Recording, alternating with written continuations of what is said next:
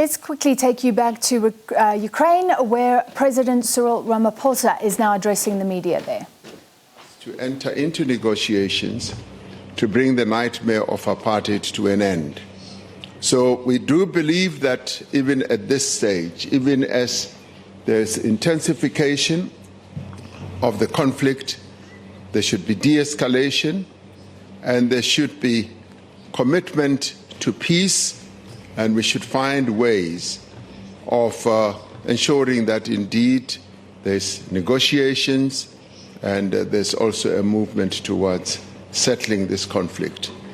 As we said, this conflict is also affecting African countries negatively, touching on the livelihoods of 1.2 or 1.3 billion people on the African continent who are being negatively affected. And that is what has also brought us here, as I said. We do want this conflict to be settled. It is going to be to the benefit of the peoples in the world as well as the peoples of Africa. Thank you. Дякую вам за запитання. Що стосується зерна, сьогодні ми багато про що говорили. Перш за все, хочу, щоб ми звернули увагу на... We will then be able together, the 7 countries, to come up with a summary. And what we are really heartened with is that there's a willingness for further engagements with us as African countries, and that in the end is going to enable us to have further discussions and also analyzing the views of both countries. So tomorrow we listen to President Putin. Today, having listened to a very honest and a heartfelt account from President Zelensky, and we thank him for having been so direct and having been so honest about giving us an account of what is happening here in the Ukraine. Thank you.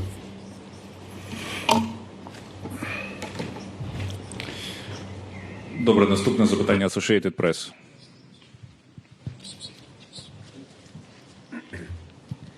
Good afternoon. I'm Jamie Keaton, Associated Press.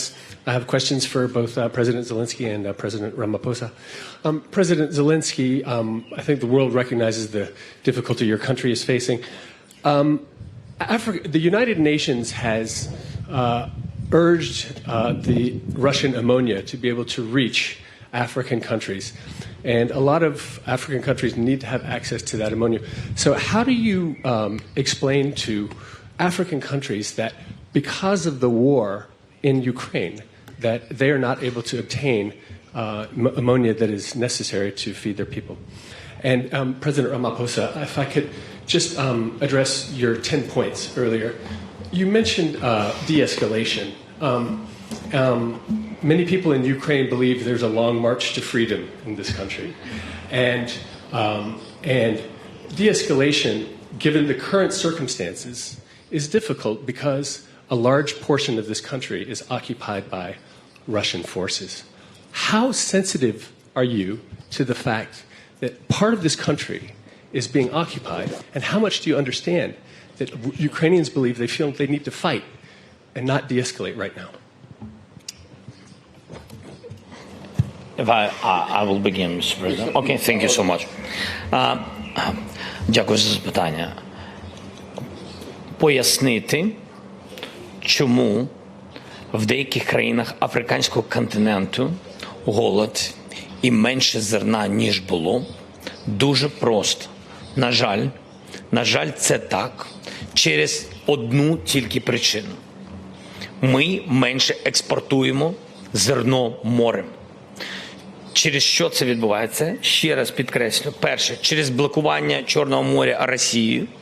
Навіть та ініціатива, яка працює, уповільнена Росією, тому що саме Росія контролює перевірки в Чорному морі кораблів. Робить постійну чергу, дуже довго, і кораблі місяцями йдуть. Місяцями йдуть не тільки в Африку, як я сказав, в Азію, в інші деякі держави. Але це факт. Далі. була окупована і є окупована велика частина України. Ми деокупували деяку частину, але ще велика частина окупована. Фермери нормально там не працюють, вони не дали працювати. Терористи, російські військові просто збирали врожай і продавали.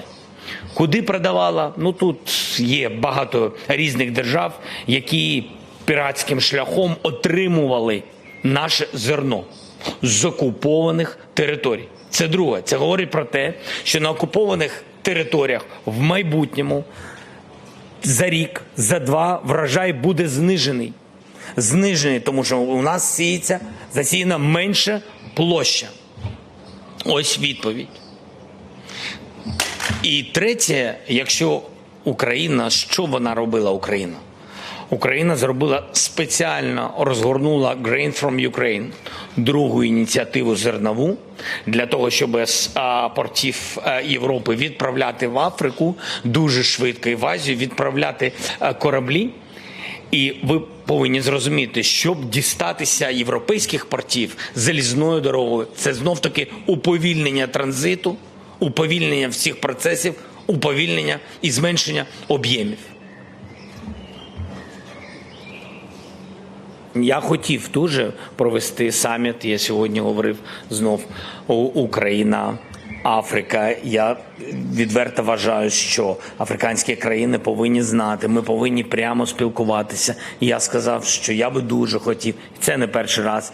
Я в минулому році нашим колегам говорив, нам треба донести всю інформацію, говорити. Я б дуже хотів, щоб такий саміт був організований. Ну, будемо бачити, що колеги, будемо вірити, що колеги допоможуть.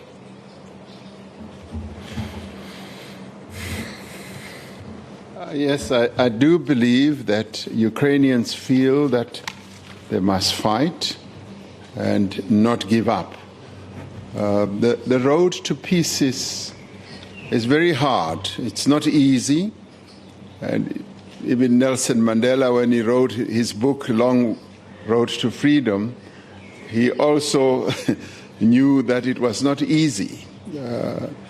But at the same time, even when it was most difficult, even for us who felt that we should continue fighting against the apartheid misrulers of our country and we shouldn't give up, he said, we've got to find peace. We've got to make peace, because he also realized, as our leader, that the continuation of the oppression and exploitation by the apartheid government was wreaking a lot of suffering and damage to the people of South Africa. And that's why he said, let us make peace. Knowing that peacemaking is not easy, it is very, very difficult. And I say this not out of disrespect for the people of Ukraine. I do believe that they have a deep sense of feeling, and today we even told President Zelensky that we not only recognize their viewpoint, but we also respect how they feel about the war that's going on.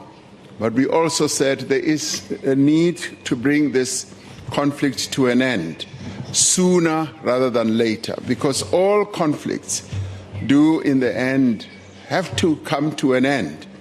And the best way is to bring a conflict to an end before everything is lost. And this is the message that we've put forward. And we're also here to share the African perspective, because we have a perspective. Many countries in Africa have had conflicts which have been resolved under very difficult and different circumstances, where people struggled to find peace, but finally knew that peace had to be made and it had to be found, however difficult it is. So, without being, minimizing the suffering of the people of Ukraine, we are saying that's the proposal that we're putting on the table. And we rather pleased that President Zelensky has said, yes, let proposals be put on the table so that the march to peace can also have a number of participants And we as African countries have chosen to be some of those participants and to make our humble, very humble contribution, a contribution that recognizes the many other proposals that have been made. And if you look at a number of the proposals, there are a number of similarities. They connect somewhere, and in the end, there can be a foundation for peace, and we hope that through these efforts we can all join in helping to bring this conflict to an end. Останнє запитання, будь ласка, інформаційна агенція «Укрінформ».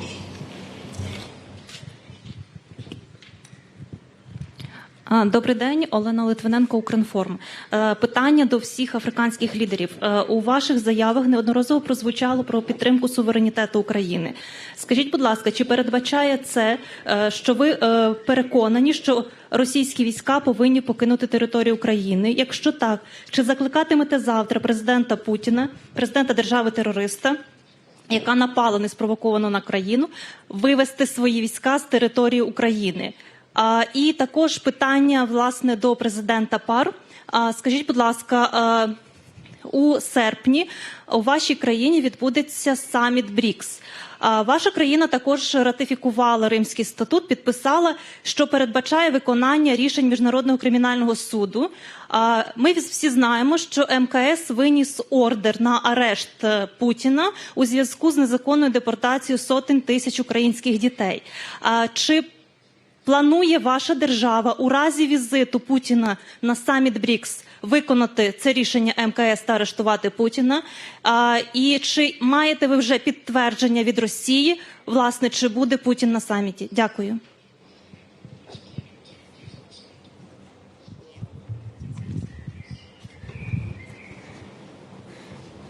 Should I start with the very last question? You're absolutely right. We are proceeding to meet President Putin, and one of the things I'm going to be doing is to have a bilateral meeting with President Putin to discuss the BRICS summit as well.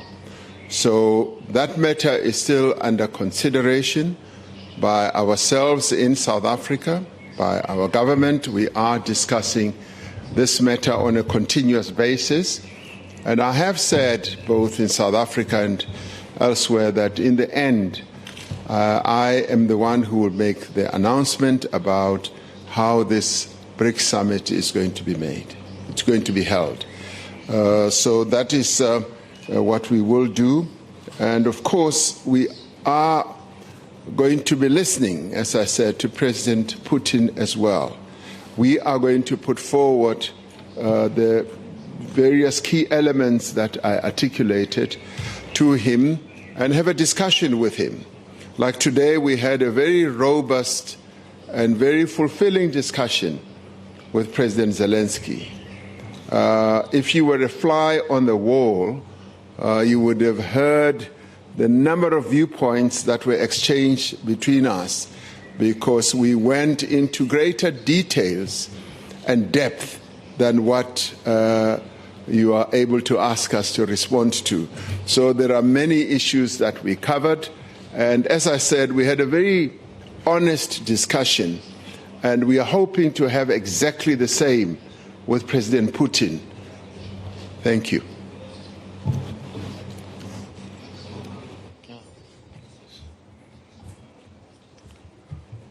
Merci beaucoup de me donner la parole. Sans prétention aucune, je pense que les 4 questions qui ont été posées maintenant, ça revient à la question qui a été posée. Comment vous engagez à convaincre le président Poutine, 1, dans les négociations, et 2, à respecter l'intégrité territoriale de l'Ukraine. Je vous rassure, de ce côté, il n'y a pas de débat. Nous tous, on est aux côtés de l'Ukraine. All right, this is a press briefing happening live right now in Kyiv in Ukraine. You heard President Cyril Ramaphosa saying that they had honest discussions today with the president of Ukraine, and they wish to have the same with the president of Russia tomorrow, of course, due to move on. This is the African Heads of State delegation, or the African Peace Mission, hoping to mediate some peace. The president was asked what he's been asked several times in South Africa already. What about the BRICS summit? What about the ICC arrest warrant for the Russian president? What will South Africa do in August? He says he will make an announcement. All right, President Cyril Ramaphosa was addressing the media in Ukraine, flanked by other heads of state from Africa. We heard from Zambia, we heard from Egypt, and presumably the other two up there with the Ukrainian president gave their perspectives after talks. They are there to negotiate peace